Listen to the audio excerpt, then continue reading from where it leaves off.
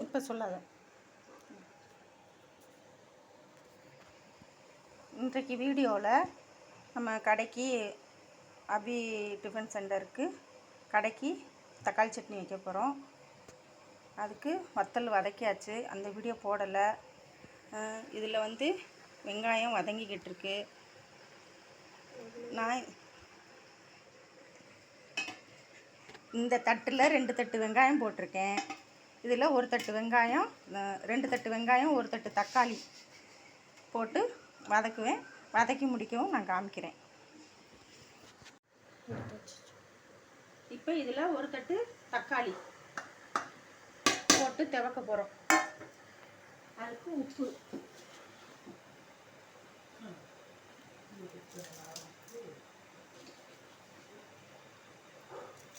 அதுக்கு தேவையான உப்பு போட்டாச்சு.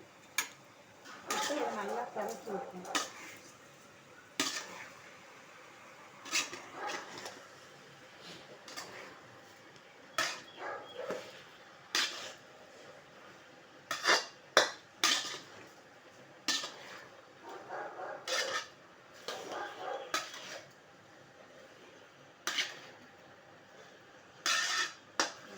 நல்லா இப்போ திவங்கட்டும். திவக்கி எடுத்துட்டு நம்ம சட்னிக்கு அரைச்சிக்கணும்.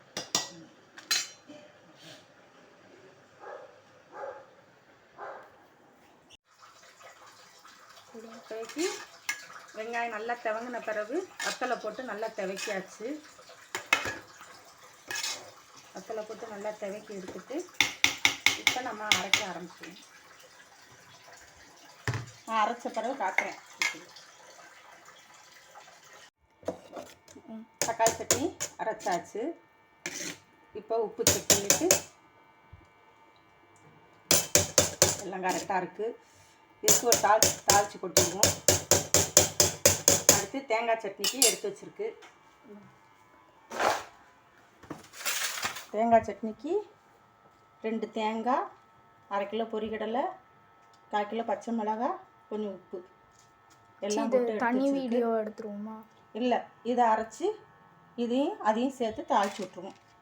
இந்த வீடியோ பிடிச்சிருந்துன்னா லைக் பண்ணுங்கள், ஷேர் பண்ணுங்கள்.